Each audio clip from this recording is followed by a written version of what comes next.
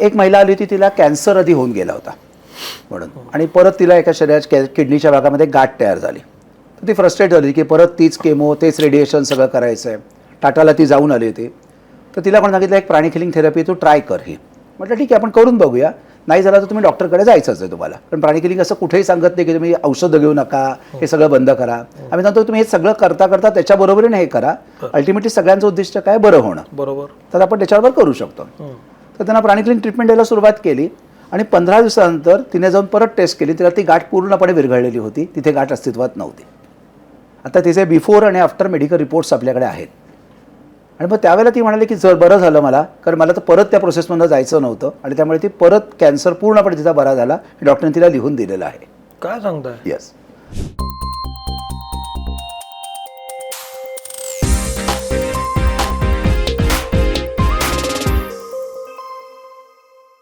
नमस्कार, मी सौमित्र पोटे. मित्रमणेमधल्या उद्योग मंत्र सेगमेंटमध्ये तुम्हा सगळ्यांचं स्वागत.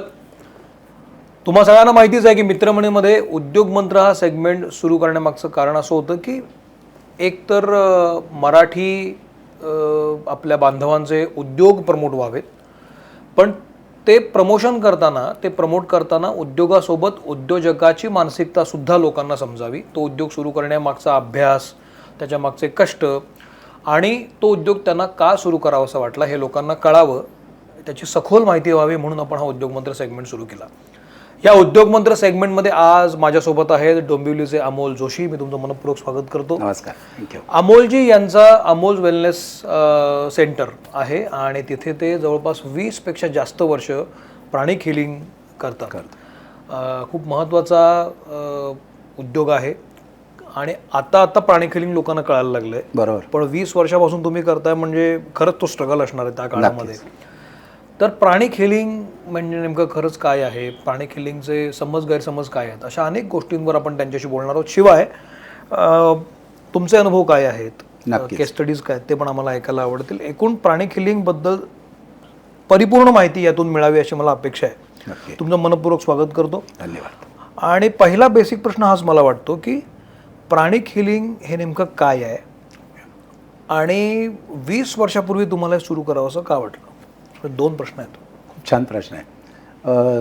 साधारणपणे आपल्या प्रत्येक व्यक्तीच्या आसपास एक एनर्जी फील्ड असतं.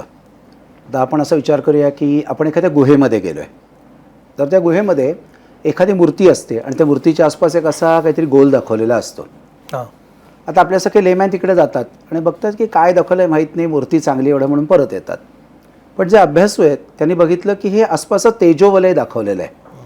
आता त्या काळामध्ये टेक्नॉलॉजी एवढी विकसित झालेली नव्हती आणि म्हणून त्या काळामध्ये जे ऋषी होते त्या ऋषींना जी कुठली टेक्नॉलॉजी माहिती होती, जसं काही ठिकाणी पेंटिंग त्यांना कसं करायचं माहिती होतं किंवा काही ठिकाणी मूर्ती कशी करायची माहिती होतं. तर त्याच्यामध्ये कला वेगवेगळी होती. बरोबर. तर म्हणून त्यांना जे दिसलं तर ते त्यांनी त्या पद्धतीने दाखवण्याचा प्रयत्न केला होता. मधला एक काळ असा गेला की योगशास्त्रामध्ये लोक योग साधना व्यवस्थित करण्यापेक्षा योगासन आणि प्राणायाम या दोनच गोष्टी करायच्या आणि त्याचं उद्दिष्ट शारीरिक मानसिक फिटनेस एवढं लिमिटेड झालं आणि त्यामुळे ह्या प्रकारची बघू शकणाऱ्या लोकांची संख्या खूप कमी झाली. 1939 साली एक रशियन सायंटिस्ट होऊन गेले, ज्यांचं नाव होतं डॉक्टर किर्लियन. आणि या डॉक्टर किर्लियननी काही हाय फ्रिक्वेन्सी कॅमेराज डेव्हलप केले आणि शोधून काढलं की प्रत्येक सजीव, प्रत्येक निर्जीव याच्या आसपास एक ऊर्जेचं वलय आहे आणि त्याचे फोटोग्राफ्स काढता येऊ शकतात. पुण्यामध्ये MIT कॉलेज जे आहे तिथे किर्लियन फोटोग्राफीचे सेंटर्स आहेत किंवा भारतभर अनेक ठिकाणी जर का आपण गुगल केलं तर बघता येऊ शकतं. त्यामुळे आता तो प्रश्न सुटला की खरोखर तेजोवलय असतं का नाही. आता हे तेजोवलयावर सगळं संशोधन जे केलं ते प्राणिक हिलिंगचे जे मूळ जनक आहेत मास्टर चोआ कोक्सी हे स्वतः सायंटिस्ट होते. दिवसाचे 22 तास 30 वर्ष अशी त्यांनी मेहनत करून हे शोधून काढलं की या तेजोवलयाला स्पर्श कसा करायचा, त्याच्यातलं ऊर्जेचं असंतुलन शोधायचं कसं. आणि त्याचा फायदा असा झाला की आपल्यासारखी सर्वसामान्य माणसं ही गोष्ट करायला लागली. कारण आपण काही सगळे ऋषी होणं शक्य नाही आहे, एवढे तासनतास ध्यान करणं आपल्याला शक्य नाही आहे. तर त्यांनी हे सगळं शोधून काढलं आणि रोजच्या जीवनात कसं वापरायचं हे प्रामुख्याने आपल्याला त्याच्यातून समजलं. आता हे मी जेव्हा शिकलो तेव्हा मला लक्षात असं आलं की मराठीमध्ये शिकवणारे लोक फारशी नाही आहेत. तर ही संधी. एक सब क्वेश्चन आहे, तुम्हाला शिकावंसं का वाटलं की हे शिकावं? मी विवेकानंद केंद्राचं काम करत होतो आणि तिथे आमच्या एका मित्राला ताप आला. तर ताप आल्यानंतर तिकडचे जे कार्यकर्ते होते तर त्यांनी त्याला रेकी दिली. बरं. आता मला असं वाटलं की रेकी एक टॅबलेट आहे पण मी आल्यानंतर एक वही काढली आणि वहीत नाव लिहून ठेवायला लागलो. तो म्हणला इथे टॅबलेट नाही आहे. सगळ्यांनी असं काहीतरी हात धरले आणि त्याच्याने मी बरा झालो. म्हटलं त्याचा हात धरून कसं काय माणूस बरा होईल, काहीतरी विनोद सांगतोय. म्हटलं आपण त्याला जाऊन विचारूया नक्की काय प्रकार आहे. ते म्हणाले की तुम्ही घरी आलात की आम्ही सगळं सांगतो. मग नंतर आम्ही गेलो आणि मग त्यांनी व्यवस्थित समजावून सांगितलं की रेकी काय प्रकार आहे. मग मी रेकी शिकलो.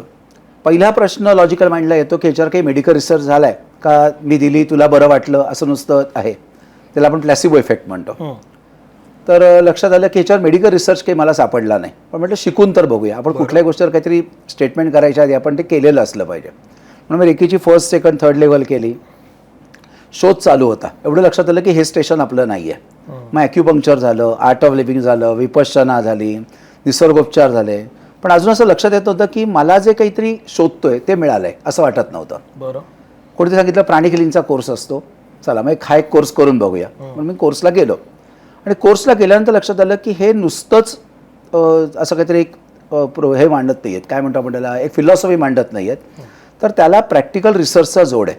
बरं. कारण प्राणिक हिलिंगची रिसर्च सेंटर आहेत जगभर आणि आज 134 देशांमध्ये त्यामुळे प्राणिक हिलिंग यशस्वीरित्या काम करत आहे. बरं. त्यातलं दुबई, मलेशिया, UAE या तिन्ही देशांमध्ये इन्शुरन्सच्या अंडर प्राणिक हिलिंग आहे. बरं. आणि भारतात अनेक हॉस्पिटल्समध्ये प्राणिक हिलिंगचे डिपार्टमेंट्स आहेत. बरं. आपल्याकडे पुण्याला टिळक महाराष्ट्र विद्यापीठामध्ये प्राणिक हिलिंगचं डिपार्टमेंट तयार झालं. शिकवलं जातं. शिकवलं जाण्यापेक्षा अभ्यासक्रमात त्यांनी घेतलाय एक विषय म्हणून. बरं. किंवा मुंबईला सोमय्या कॉलेज आहे, त्याच्या योगाचा डिग्री कोर्स आहे 5 वर्षाचा, त्याच्या अभ्यासक्रमात त्यांनी प्राणिक हिलिंग घेतलेलं आहे. तर तेव्हा लक्षात आलं की हां, म्हणजे ह्याच्यावरती एक व्यवस्थित सायंटिफिक रिसर्च केला गेलेला आहे. नुसतंच बोलाचा वाद बोलाची कडे नाही आहे. आणि मग आपण म्हणून करिअर म्हणून हे घेतलं पाहिजे, हे त्या ठिकाणी माझं फिक्स झालं. पण त्याच्यानंतर सुद्धा मन असं म्हणत होतं की त्यांना जमलंय ठीक आहे, आपल्याला जमतंय का. आणि म्हणून अनेक पेशंटवर प्राणिक हिलिंग वापरायला सुरुवात केली. आणि लक्षात आलं की हां, हे छानपैकी काम करतंय. तुम्ही सुरुवात केली वापरायला? लगेच वापरायला सुरुवात केली. काय असतं प्राणिक हिलिंग, काय करतात?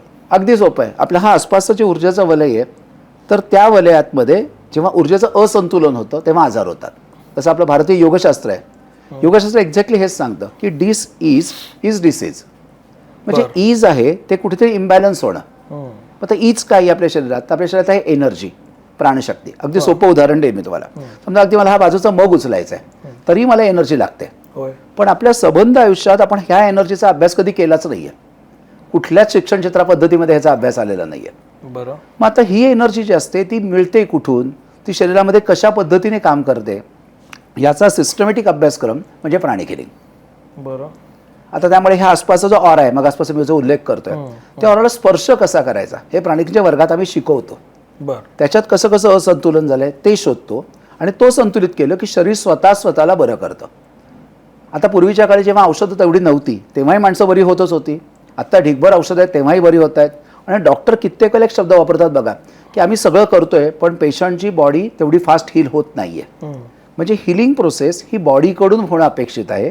त्यामुळे औषधं असू देत किंवा प्राणिक हिलिंगसारखी सायन्स असू देत, ही सगळी त्याला सपोर्ट करणार आहेत, बरं होण्याची प्रोसेस एक्सलरेट करणार आहेत. बरोबर. अल्टिमेटली बॉडी स्वतःला बरं करते आणि ते बरं होण्यासाठी एनर्जी लागते. आता जसं अगदी हे सगळे लाईट्स लागलेले आहेत ह्या सगळ्या ठिकाणी, किंवा पंखा लागतो, वीज लागतो, पण जोपर्यंत इलेक्ट्रिक करंट पोहोचत नाही हव्या त्या क्वांटिटीवर तोपर्यंत ते पेटणार नाही. तसंच आपल्या प्रत्येक ऑर्गन्सना काम करण्यासाठी एनर्जीचा सप्लाय आवश्यक असतो. आता त्या एनर्जीला भारतामध्ये प्राणशक्ती किंवा प्राण या नावाने पण ओळखलं जातं. बरोबर. आता हा प्राण जर योग्य पद्धतीने पोचला तिथे, तो ऑर्गन आपली आपली केमिकल रिॲक्शन करतो आणि अल्टिमेटली आपल्याला एंड रिझल्ट जो हवा आहे तो मिळायला सुरुवात होतो. बरं. हे आहे प्राणिक हिलिंग. मग आता याच्यामध्ये तुम्ही जे उपचार करता, हो, आता गेली 20 वर्ष तुम्ही वेगळ्या सेक्टरमध्ये कामच करत असाल, तर तिथं हे कसं वर्क करतं? म्हणजे एखादी प्रॅक्टिकल केस सांगा ना मला की कसं कसं काम. अगदी छान सांगेन. एक आर्मीचा ऑफिसर एकदा आला होता आणि तो बॉर्डरवर असताना त्याला गोळी लागली होती, म्हणून त्याला ॲडमिट करण्यात आलं, सगळी सर्जरी करण्यात आली त्याची, आणि त्यानंतर फिजिओथेरपी त्याची चालू होती. फिजिओथेरपी चालू असताना एकदा घटना अशी घडली की त्याला फूट ड्रॉप झाला. फूट ड्रॉप म्हणजे काय, आपण सगळेजण पाऊल असं वर खाली करू शकतो, तर हे पायाचे मसल्स कुठेतरी अफेक्ट होतात आणि त्यामुळे पाऊल वर खाली करता येत नाही. म्हणजे तो मेडिकली अनफिट झाला आणि त्याच्यावरती मग परत एकदा MRI CT स्कॅन सगळं केलं, पण कुठलीशी नव सापडत नव्हती की ही अफेक्ट झाल्यामुळे हा त्रास होतोय. डॉक्टर सांगितलं की तुम्ही करत राहा. आता असे 6 महिने संपले आणि तो फ्रस्ट्रेट व्हायला लागला, कारण त्याला जॉईन व्हायचं होतं. तर त्यांनी अल्टरनेटिव्ह थेरपी शोधायला सुरुवात केली. प्राणिक हिलिंगची त्याला माहिती मिळाली कोणाकडनं तरी, तो आमच्या सेंटरवरती आला. आता पेशंट आमच्याकडे आल्यानंतर आम्ही त्याच्या आसपासचा ऑरा पूर्ण तपासतो. अगदी शरीराच्या प्रत्येक भागात एनर्जी बॅलन्स आहे का इम्बॅलन्स झाली हे शोधतो. आता ह्यासाठी यंत्र वगैरे काहीही लागत नाही. आपल्या हाताचा उपयोग करून आपण हे करू शकतो. थोड्याने मी तुम्हाला प्रयोग करायला सांगतो, तुम्ही स्वतः करून बघा. बरं. हां, आता ही एनर्जीची इम्बॅलन्स आहे ती शोधली गेली आणि ज्या ठिकाणी इम्बॅलन्स होता तो काढल्याबरोबर एका दिवसात तो पेशंट कम्प्लिटली बरा झाला. आता हे बरा झाला चेक कसं केलं तर त्याला जिने चढायला सांगितले, उतरायला सांगितले, त्यांनी पूर्णपणे तो एका दिवसात चढायला लागला, उतरायला लागला. आता हे आपण चमत्कार केला आहे का तर हा चमत्कार वगैरे काही नाही आहे. सिम्पली तिथपर्यंत प्राणशक्ती जी पोचत नव्हती ती पोचायला लागली, पेशंट बरा झाला. हे मला अनाकलनीय वाटतंय. म्हणजे नक्कीच असं होतं. नक्कीच होतं. आपण प्रयोग करून बघूया ना. पण ज्याच्यामध्ये औषधं उपयोगी पडली नाहीत, त्याच्यामध्ये डॉक्टरांचं जे वैद्यकशास्त्र आहे त्याला जो पॉईंट काढता आला नाही, बरोबर, तो तुम्ही हात न लावता काढला. नक्कीच. कारण बघा, आता काही गोष्टी किंवा काही पेशंट आयुर्वेदाने बरे होतात, काही पेशंट ॲलोपॅथीने बरे होतात, काही पेशंट युनानीने बरे होतात, काही नुसते एक्सरसाइज केल्याने बरे होतात, काही नुसते प्राणायाम केल्याने बरे होतात, काही खाण्यापिण्यामध्ये बदल केल्याने बरे होतात. तसंच हे ऊर्जेचं जे असंतुलन आहे हे जर आपण शोधू शकलो आणि बरं करू शकलो तर पेशंट बरे होऊ शकतो. मला आणखी उदाहरण सांगा. आणखी एखादं उदाहरण तुम्हाला सांगू शकेन. फॉर एक्झाम्पल, एखाद्या महिलेचं सांगा. महिले सांगतो. एक महिला आली होती, तिला कॅन्सर आधी होऊन गेला होता म्हणून, आणि परत तिला एका शरीराच्या किडनीच्या भागामध्ये गाठ तयार झाली. तर ती फ्रस्ट्रेट झाली की परत तीच केमो, तेच रेडिएशन सगळं करायचं आहे. टाटाला ती जाऊन आली होती. तर तिला कोण सांगितलं एक प्राणिक हिलिंग थेरपी तू ट्राय कर. ही म्हटलं ठीक आहे आपण करून बघूया, नाही झालं तर तुम्ही डॉक्टरकडे जायचंच आहे तुम्हाला. पण प्राणिक हिलिंग असं कुठेही सांगत नाही की तुम्ही औषधं घेऊ नका, हे सगळं बंद करा. आम्ही सांगतो तुम्ही हे सगळं करता करता त्याच्याबरोबरीने हे करा. अल्टिमेटली सगळ्यांचं उद्दिष्ट काय, बरं होणं. बरोबर. तर आपण त्याच्यावर करू शकतो. तर त्यांना प्राणिक हिलिंग ट्रीटमेंट द्यायला सुरुवात केली आणि 15 दिवसानंतर तिने जाऊन परत टेस्ट केली. तिला ती गाठ पूर्णपणे विरघळलेली होती, तिथे गाठ अस्तित्वात नव्हती. आता तिचे बिफोर आणि आफ्टर मेडिकल रिपोर्ट्स आपल्याकडे आहेत. आणि मग त्यावेळेला ती म्हणाली की जर बरं झालं मला, कारण मला तर परत त्या प्रोसेसमधून जायचं नव्हतं आणि त्यामुळे ती परत कॅन्सर पूर्णपणे तिचा बरा झाला, डॉक्टरने तिला लिहून दिलेलं आहे. काय सांगताय? येस, अशा अनेक केसेस आहेत. म्हणून सुरुवातीला प्राणिक हिलिंग जेव्हा लोक करतात तेव्हा त्यांना चमत्कार वाटतो. पण मास्टर चोहा नेहमी सांगायचे की निसर्गाचे काही नियम आपल्याला माहीत नाहीत म्हणून आपण त्याला एक लेबल लावून टाकतो चमत्कार. तर प्राणिक हिलिंग शिकल्यानंतर आम्ही सांगतो चमत्कार शब्द आयुष्यातनं काढा, त्याच्यामध्ये नक्की प्राणशक्तीचं संतुलन कुठे झालंय ते शोधा आणि ते दुरुस्त करा, तर पेशंट बरा होईल. याच्यामध्ये 2 प्रश्न मला आहेत. कुणी प्राणिक हिलिंग करू शकतो, म्हणजे कोण अप्रोच होऊ शकतो? वा, मस्त. एखाद्याला काय होतंय की जो प्राणिक हिलिंग करू शकतो? आम्ही सांगतो काहीतरी होण्याची वाट बघण्यापेक्षा 16 वर्ष पूर्ण झाली की प्राणिक हिलिंग करून घ्या. काही होत नसताना, काहीही होत नसताना. कारण आपण ट्रीटमेंट घेण्यासाठी आजार व्हायला लागतो. पण आता समजा माझा प्राणशक्ती, उदाहरण दे, मी कप उचलायचा आहे तर मला ताकद लागणार आहे. होय. तसंच माझ्या आयुष्यात बरेचशा अशा गोष्टी असतात की ज्या मला प्रत्यक्षात आणायच्या आहेत. पण तुम्ही सगळ्यांनी बघितलं असेल की काही गोष्टी प्रत्यक्षात आल्या, काही गोष्टी आजही पेंडिंग आहेत आणि मग माणसं सोडून देतात त्या. पण हे तुम्ही मटेरियलिस्टिक लाईफमध्ये म्हणताय की मटेरियलिस्टिक लाईफमधलं? बरं. म्हणून आता हे प्रत्यक्षात काय येत नाही, आपल्याला हा प्रश्न पडायला पाहिजे खरं तर. तर ज्या ठिकाणी सफिशियंट ऊर्जा जर पोचली तरच ती गोष्ट प्रत्यक्षात येईल. आता विचार करा. काही काही विचार आपल्याला असे असतात की जे येतात आणि निघून जातात आणि काही काही विचार मात्र आपल्या मनात खूप प्रबळ होतात. जे प्रबळ झालेले विचार आहेत ते पुढे आपण कृतीत आणतो आणि ती मग कृती आपल्याकडनं होते. म्हणून काही गोष्टी आपल्या कृतीत येतच नाही आहेत, तिथेही एनर्जीची आवश्यकता आहे. आणि काही वेळेला विचारच तेवढा प्रबळ नाही आहे तर तिथेही ऊर्जेची आवश्यकता आहे. म्हणून जेव्हा तुम्ही योग्य वयात 16 वर्ष असताना तुम्ही जेव्हा प्राणिक हिलिंग शिकता तर त्यावेळेला तुमच्या आयुष्यात तुम्हाला ज्या गोष्टी प्रत्यक्षात नाही, ठराविक युनिव्हर्सिटीत मला शिक्षणासाठी जायचं आहे, ठराविक ठिकाणी मला जॉब हवा आहे, ह्या गोष्टी प्रत्यक्षात आणण्यासाठी ती एनर्जी खूप मोठ्या प्रमाणात काम करत असते. गमतीची गोष्ट अशी की एवढे वर्षात ह्याच्यावर तेवढा अभ्यास झालेला नव्हता. बरं. आणि हे आम्ही अनेक विद्यार्थ्यांचं आयुष्य बघितलं. किंवा योग्य लाईफ पार्टनर अट्रॅक्ट करायचं आहे तर यासाठी कुठली टॅबलेट नाही आहे. पण ज्या वेळेला तुमचा ऑरा तशा प्रकारचा योग्य व्हायला लागतो तेव्हा ती गोष्ट अट्रॅक्ट. पण हा ऑरा एकदा तुम्ही योग्य केला तर तो किती वेळ तसाच राहतो? ते त्या व्यक्तीवर अवलंबून आहे. ती व्यक्तीलाच काही गोष्टी आम्ही करायला सांगतो. म्हणजे अगदी सोपं उदाहरण मी देईन. मीठ लावून रोज आंघोळ करणं. आता तुम्ही हा प्रयोग करून बघायचा. आपण खूप स्ट्रेसफुल होत, घरी जायचं, साबणाची आंघोळ करायची आणि ओल्या अंगाला बारीक मीठ लावायचं, 1-2 मिनिटांनी पाण्याने धुवून टाकायचं की तुम्हाला बघायला मिळतं तुम्ही प्रचंड रिलॅक्स व्हायला सुरुवात होता. आता आजचा स्ट्रेस जर आजच्या दिवशी माझा गेला तर माझं घरच्या लोकांची वर्तन पूर्णपणे बदलतं. फ्रस्ट्रेट होत, इरिटेट होत, लहान गोष्टी चिडचिड करून असं न वागता मी त्यांची सॉफ्टली जेंटली वागायचं. हो, म्हणजे आंघोळ केल्यावर मी मीठ लावलं अंगाला आणि पुन्हा आंघोळ केली. हो, तर असं होतं. हो, म्हणून हा मिठाचा उपयोग बऱ्याच जणांना माहीत नाहीये. आपण फक्त जेवणापुरतंच मीठ वापरतोय. बरं. याच्यामध्ये जसं मी मगाशी म्हणालो, कोण तुमच्याकडे येऊ शकतं? 16 वर्ष समजा करावं असं तुम्ही म्हणता, पण त्या व्यतिरिक्त मानसिक आजार असलेल्या लोकांनी तुमच्याकडे यावं की शारीरिक दुखणी असलेल्या लोकांनी तुमच्याकडे यावं की सिच्युएशनल फ्रस्ट्रेशन्स असतात. नक्की. उदाहरणार्थ आता मी जॉब करतोय आणि आतापर्यंत बरं चाललो होतं, पण आता माझ्या डोक्यावर असा बॉस बसला की मला जगणं असह्य केलं. नक्कीच नक्की. अशा माणसाने म्हणजे वेगवेगळ्या केसेस असतात ज्याच्यात लोक ज्यांना वेदना होत असते, शारीरिक नसते, मानसिक असते, शारीरिक असते, कौटुंबिक असते. कोण तुमच्याकडे येऊ शकतं? हिलिंग हा शब्द बेसिकली कुठलीही पोकळी भरून काढणं. बरं. आपल्या आयुष्यात 4 प्रकारच्या पोकळ्या नक्की आहेत. एक आहे शारीरिक आजार, मानसिक आजार, आर्थिक समस्या आणि नातेसंबंध. हे 4 प्रॉब्लेम जर माणसाचे कमी झाले तर माणूस पुढे जाऊन एखादी उपासना करतो आणि एक उत्तम व्यक्ती होण्याचा प्रयत्न करतो. प्राणिक हिलिंगची निर्मितीच बेसिकली ह्यासाठी झाली आहे. मग कोणी आर्थिक समस्यातनं जात आहे तर ती व्यक्ती आम्हाला कॉन्टॅक्ट करू शकते. कारण बऱ्याच वेळेला आर्थिक समस्या म्हणजे काय, एकतर तुमचं उत्पन्नच तेवढं नाही आहे किंवा तुम्ही खर्चिक स्वभावाचे आहात, त्यामुळे तुम्ही प्लॅनिंग न करता खर्च करताय. 99% लोकांना हा सगळा खर्च झाल्यानंतर त्यांची ट्यूबलाईट लागते की बाबा हे सगळं खर्च करून ठेवला अनावश्यक ठिकाणी. मग जेव्हा त्यांचा ऑरा पूर्णपणे बॅलन्स केला जातो तेव्हा त्यांना ती गोष्ट कंट्रोल करता येते. पण कसं आहे, तुम्ही एनर्जी कंट्रोल करू शकता. एनर्जी तुमच्या दाव्यानुसार तुम्ही एनर्जी ती बरोबर सिस्टीममध्ये आणू शकता. बुद्धी कशी आणणार? अगदी सोपं आहे ना. तुमचं जेव्हा मन प्रसन्न असतं ना तेव्हा तुम्ही आपोआप पॉझिटिव्ह विचार करता, आणि जेव्हा मन तुमचं निराश असतं तेव्हा सगळे निगेटिव्ह विचार तुमच्या डोक्यात येत असतात. आता विचार करा, तुम्ही प्रसन्न असताना जास्त लॉजिकल विचार करू शकाल का तुम्ही एनर्जी लेवल डाऊन झाला असताना विचार करू शकाल? एक प्रश्न विचारतो. जरूर जरूर. उदाहरणार्थ एक व्यक्ती आहे जो अतिशय दुःखात असताना दारू पितो. बरोबर. एकटाच जाऊन दारू पितो. अगदी. दारू पिणं चांगलं की वाईट ह्याच्यात मी आता बोलत नाही, पण नक्कीच. समजा एक व्यक्ती दारू पितो. बरोबर. आता तो खुश आहे, भयंकर खुश आहे, पण म्हणून तो पुन्हा दारू प्यायला जाऊच शकतो ना? नक्कीच जाऊ शकतो. नक्कीच जाऊ ही नियत कशी बदलणार तुम्ही? हां, आता ह्याच्यामध्ये त्याचा पहिला विचार असतो. त्यांनी काय केलं की मी जेव्हा जेव्हा दुःखात जाईन तेव्हा ते मी दारू पिन, ह्या पद्धतीने स्वतःचा एक त्याने फॉर्म्युला तयार केला. करेक्ट. आता हा विचार आहे त्याच्या डोक्यातला. बरोबर. हा विचार त्याच्या ऑरामध्ये काही ठिकाणी अडकून पडलेला असल्यामुळे तो व्यक्ती तशाच प्रकारे काम करतो. सिंपल भाषेमध्ये आपण कम्प्युटरच्या ह्याला प्रोग्रॅमिंग म्हणतो. बरोबर. करेक्ट. आता प्राणिक हिलिंगमध्ये हा विचार नक्की कुठे अडकून पडलाय हा शोधला जातो, आणि तो विचार तिकडे नष्ट केला की त्याच प्रकारची एन्झाईम्स बंद होतं आणि मग तो त्या विशेष सर्कलमधनं कम्प्लिटली बाहेर पडतो. बाहेर? नक्कीच बाहेर पडतो. किती वेळ लागतो? परत किती आजार जुना आहे त्याच्यावर अवलंबून आहे. काही वेळेला 1-2 दिवसांमध्ये सुद्धा. ओके, मग तुमचं मला सेटिंग सांगा ना, कसं तुम्ही उपचार करता? म्हणजे एका सेटिंगमध्ये होतं हे की त्याला 3-4 सेटिंग्स घ्यायला लागतात? हे दिवसभर चालतं की 1 तास 1.5 तासामध्ये असतं? कसं असतं याचं स्वरूप? इंटरेस्टिंग गोष्ट अशी आहे की पेशंट आमच्याकडे आला की पहिल्यांदा त्याला नक्की काय काय प्रॉब्लेम्स आहेत त्याच्याशी सगळं डिस्कस केलं जातं.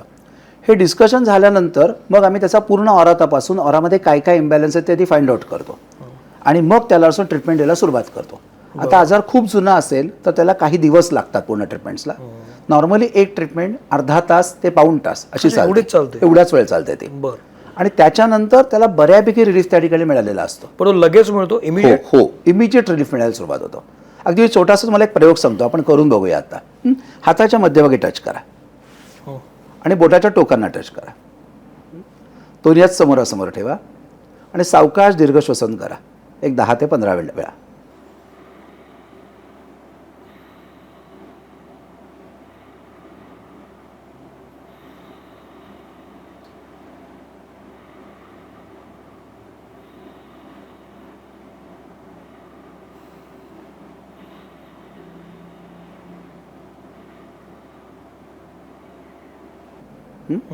आता स्लोली दोन्ही हात रोटेट करायला सुरुवात करा. घड्याळाच्या दिशेने 5 वेळा आणि घड्याळाच्या विरुद्ध दिशेने 5 वेळा.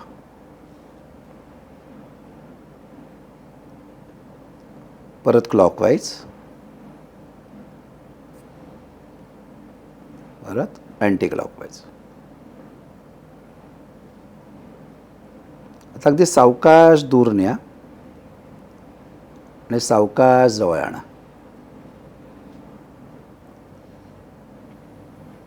की तुम्हाला 2 हातांमध्ये मॅग्नेटिक फील्ड जाणवायला सुरुवात होईल. टोकांमध्ये वाटते मला. हां, बोटांच्या टोकांमध्ये. हा झाला तुमचा ऑरा. आता हे जेव्हा व्यक्तीच्या आसपास असतं त्याला म्हणतात बायोमॅग्नेटिक फील्ड, आणि एखाद्या वस्तूच्या आसपास आहे त्याला म्हणतात इलेक्ट्रोमॅग्नेटिक फील्ड. म्हणून पूर्वीचं टीव्ही जर का तुम्ही बघितले तर टीव्ही जवळ असे हात नेलेत, हाताजवळचे केस खेचले जायचे. किंवा आपण शाळेमध्ये एक प्रयोग करायचो की कागदाचे कपटे करून टाकायचो, डोक्यावर पट्टी घासायचो आणि त्याच्याजवळ किती केस जायचे. हे मॅग्नेटिक फील्ड आहे. आणि आपल्याकडे संस्कृतमध्ये ह्याला शब्द वापरतात कृष्ण. बरं. म्हणून कृष्ण या शब्दाची व्याख्याच आहे की कर्षयती इति कृष्णाने, की जो आकर्षित करतो तो कृष्ण. बरं. आणि म्हणून हा ऑरा हे आपलं मॅग्नेटिक फील्ड आहे.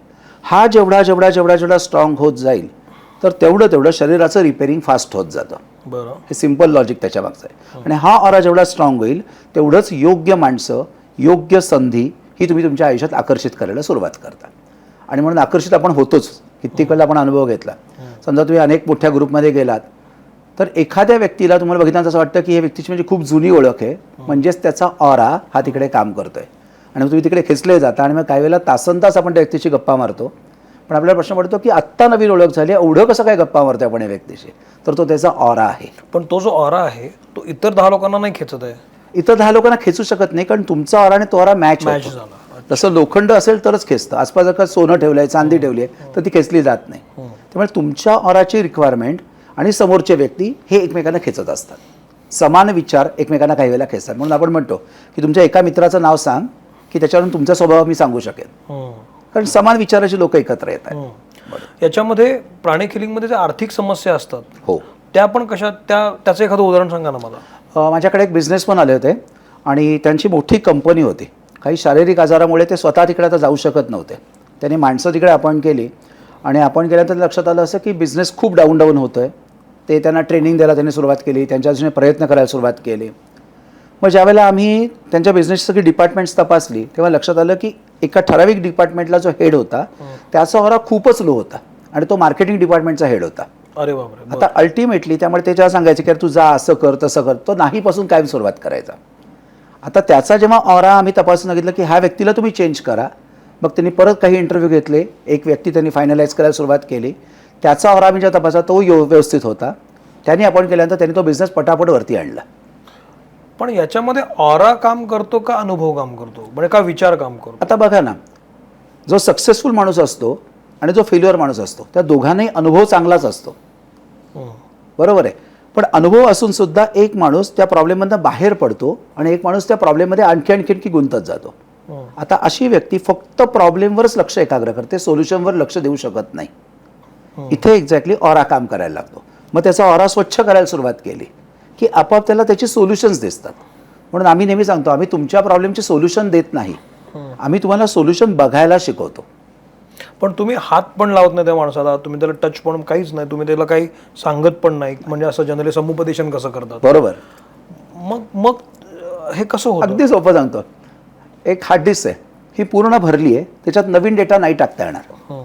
एकच मार्ग आहे, डेटा काढून टाका, मग नवीन डेटा टाकता येईल. तसा ज्याचा ऑरा पूर्णपणे खराब झालेला आहे तर त्या माणसाला तुम्ही जर का काउन्सिलिंग करायला सुरुवात केलीत तर तो तात्पुरतं हो हो हो म्हणतो, नंतर प्रत्यक्षात काहीच आणत नाही.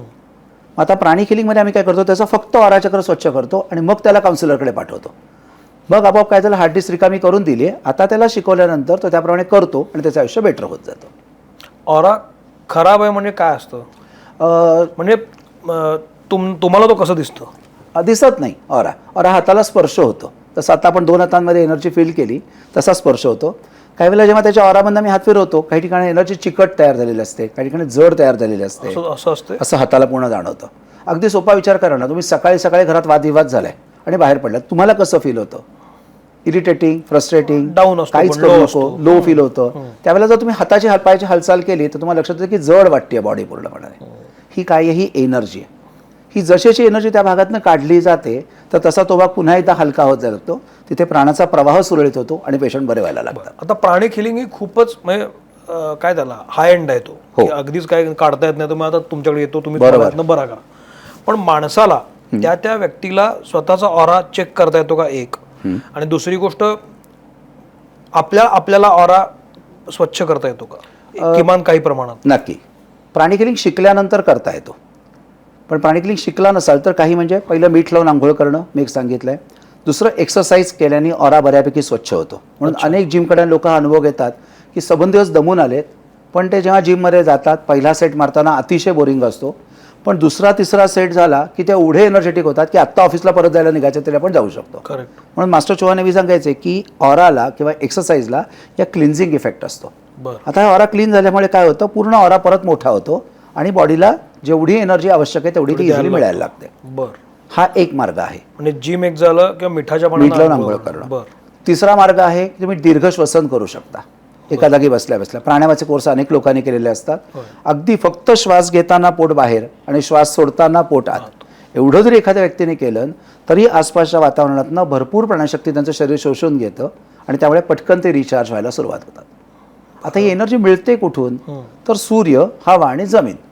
आणि म्हणून सोपं बघितलं आपण की पावसाळ्याचे दिवस आहेत, सूर्यप्रकाश कमी झालाय तर अनेक आजार बरा वाढायला लागतात. खरं. आणि हेच जर का भरपूर सूर्यप्रकाश यायला सुरुवात झाली, सूर्यप्रकाश आवश्यक असतो आणि हेच जर का सूर्यप्रकाश भरपूर वाढला तर अनेक लोकांना लक्षात येतं की त्यांचा मूड पण चांगला होतो, ते फ्रेश राहायला लागतात, आजार पण सगळी कंट्रोलमध्ये यायला लागतात. किंवा स्वच्छ हवेसाठी आपण खरं तर अनेक ठिकाणी फिरत असतो. निसर्ग भरपूर आहे, तिथे तुम्ही नुसते गेलात तर काहीही न होता माणसं बरी व्हायला लागतात त्या सगळ्या ठिकाणी. आणि निसर्गोपचारात तुम्ही गेला तिकडे मड थेरपी आहे, त्यामुळे कित्येक आजारामध्ये मातीचं लेपन केल्याने बरे होतात. म्हणजेच मातीमधनं आपल्याला खूप मोठ्या प्राणशक्ती मिळते. ही जर निसर्गता आपण घ्यायला सुरुवात केली तर आपल्या शरीराचं रिपेअरिंग नॅचरली होतं. आपल्याला फार औषधं आणि इतर सगळ्या गोष्टींचा सपोर्ट द्यावा लागत नाही. बरं, आता तुम्ही म्हणालात की हे ऑरा असतो हा अदृश्य असतो, हा तुम्हाला दिसत नाही, तो क्रिएट होत असतो असं पण म्हणूया. पण आता मीठ लावून अंघोळ करणं हे फिजिकल आहे ना? हो, हे मीठ अंगाला लागतं माझ्यामध्ये, मी साफ करतो. नक्कीच. मग हे ऑरा हा फिजिकल नाही आहे? ऑरा हा फिजिकल आहे. कसं सांगतो मी तुम्हाला, जसं एखादा बल्बकडे आपण बघितलं तर बल्बमधून प्रकाश बाहेर येतोय, तसंच आपल्या शरीरातून जेव्हा जे ऊर्जेचं जे वलय बाहेर पडतं त्याला आपण म्हणतो ऑरा. पण ऑरा हा फक्त शरीराच्या बाहेर नाहीये, तर शरीराच्या आत आणि बाहेर आहे. अच्छा, ऍक्च्युअली मीठ लावल्यामुळे काय होतं? त्याला काय सायन्स आहे? मीठ लावल्यानंतर सिंपल, म्हणजे त्वचेवरची जी खराब ऊर्जा आहे ती सगळी लूज व्हायला सुरुवात होते आणि शरीरातून बाहेर पडते. ह्याला सायंटिफिक वे? सायंटिफिक वे म्हणजे हाच आहे, तुम्ही अनुभव घेणं हा एक सायंटिफिक वे. प्रॉब्लेम असा आहे की सध्या ह्याच्यावरती मेडिकल रिसर्च जो चाललाय त्याच्यामध्ये अजून लोक मनापर्यंतच पोहोचलेले नाही आहेत. बरं. आणि आपण मन दुरुस्त करणारा जो प्राणमय कोश आहे किंवा ऑरा आहे त्याच्याबद्दल आपण आता डिस्कस करतोय.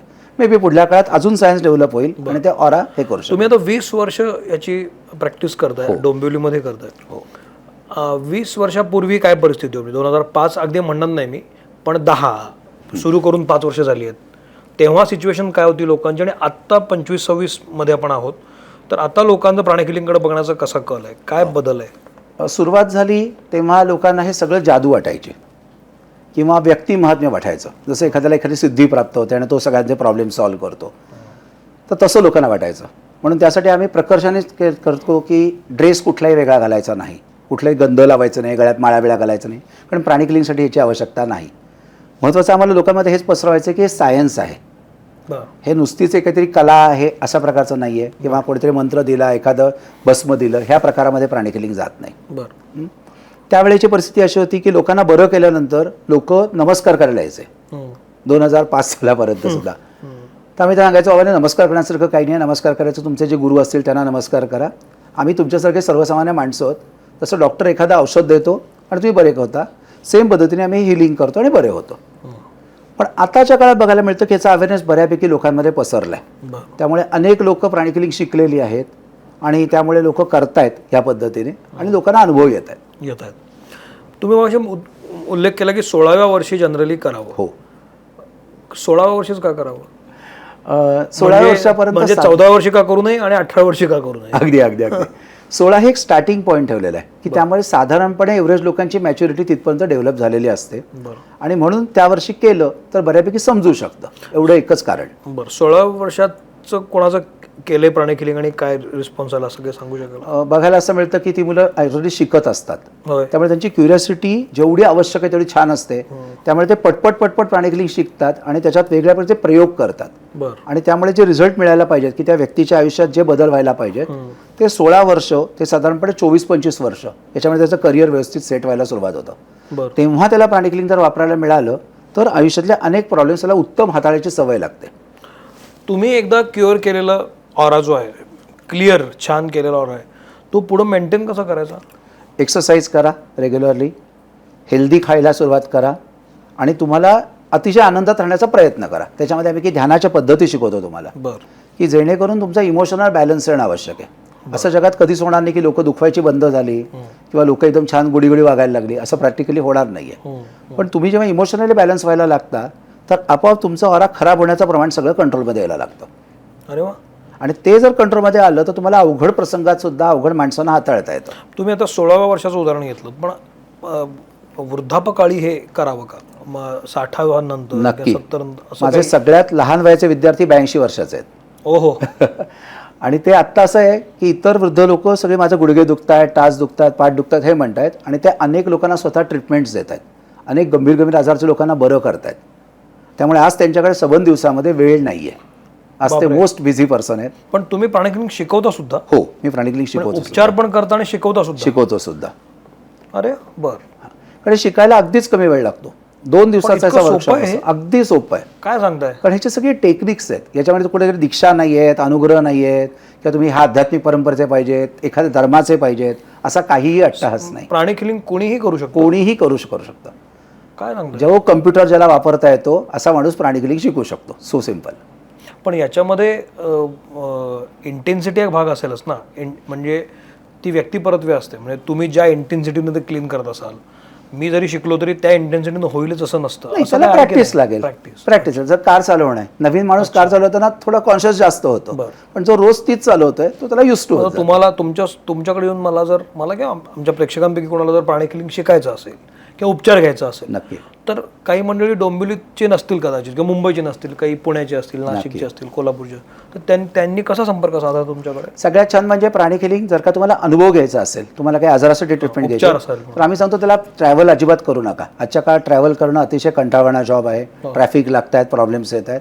तर सरळ सिम्पली व्हॉट्सअप व्हिडिओ कॉल तुम्ही करा किंवा झूम कॉल करूया आपण आणि त्याच्यावरती आपण एकमेकांशी बोलूया आणि त्याच्यावरती तुमचं सगळं निदान केलं जातं आणि ट्रीटमेंट तुम्हाला ऑनलाईनच दिल्या जातात. कुठेही तुम्हाला ऑफलाईन यायची गरज नाही. तुम्ही ह्याच्यावर नाही घेता? रेग्युलर झूमवरनं सगळ्या ट्रीटमेंट्स केल्या जातात. कारण इथे आपल्याला ऑरावर काम करायचं आहे. पण अशा अप्रत्यक्ष माध्यमांमध्ये सुद्धा, म्हणजे 1-on-1 नसलेल्या माध्यमांमध्ये पण ऑरा कळतो? तेवढाच कळतो. सेम पद्धत. तसं विचार करा की आपण फोनवरती जेव्हा बोलतो एकमेकांशी, तर सॅटेलाइटच्या मदतीने फोन कनेक्टेड आहेत, तर सेम पद्धतीने ऑरा हा जसा आपल्याला आहे तसा संबंध पृथ्वीला सुद्धा आहे.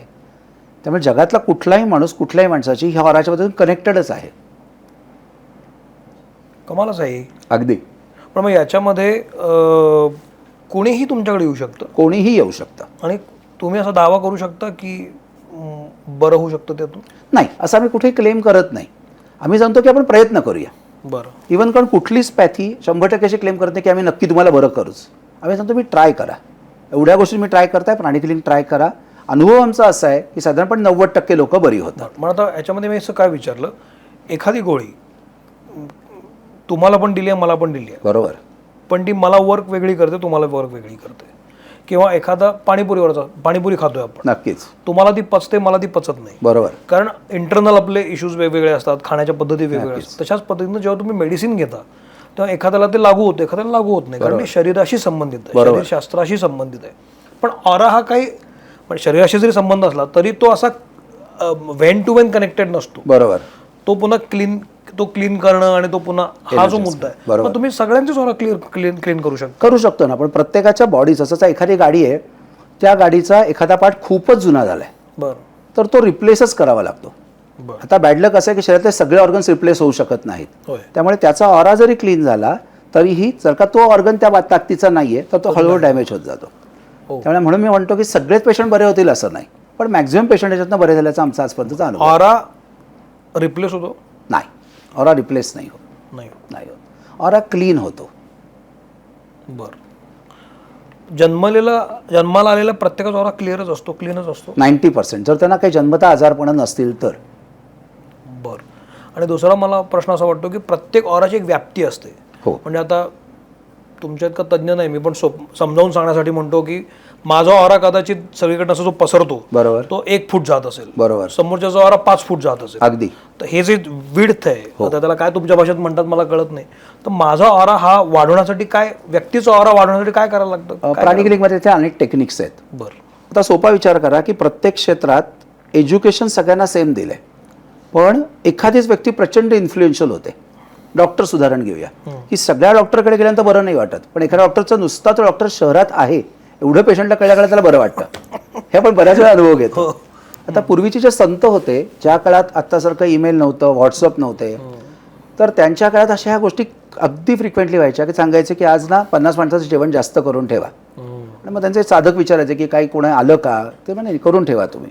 आणि मग दुपारी अचानक तिकडनं लोक जात असायचे आणि ते विचारायचे की आमच्या अन्नाची सोय होईल का, आणि ते म्हणायचे की हो अन्नाची सोय झालेली आहे, तुम्ही बसा, हातपाय धुवा आणि बसा. हा त्यांचा ऑरा होता. तर ऑरा हा एखाद्या टेलिव्हिजन टॉवरसारखं काम करतोय. त्यामुळे तेवढ्या भागामध्ये घडणाऱ्या घटना त्या माणसाला हळूहळू जाणवायला सुरुवात होतात. बरं. एक्झॅक्टली पूर्वी लोक ध्यान करायचे, तर ध्यान म्हणजेच काय, अवेअरनेस त्यांचा वाढायचा. आता आजच्या काळात जर असा अवेअरनेस वाढला गेला तर लोक मल्टीटास्किंग होतात. बरोबर. पूर्वीच्याकडे एक गोष्ट करता यायची तो माणूस सक्सेसफुल व्हायचा. आता त्याला एक गोष्टीची बरोबर 10 गोष्टी करता आल्या, त्याला उत्तम जॉब मिळेल, उत्तम प्रमोशन्स मिळतील, प्रत्येक गोष्टी तो पुढे जाईल. तुम्हाला माणूस बघितला की त्याचा ऑरा कळतो? हो, तपासून कळतो. ह्यासाठी नुसता दिसत नाही कारण तो. बरं.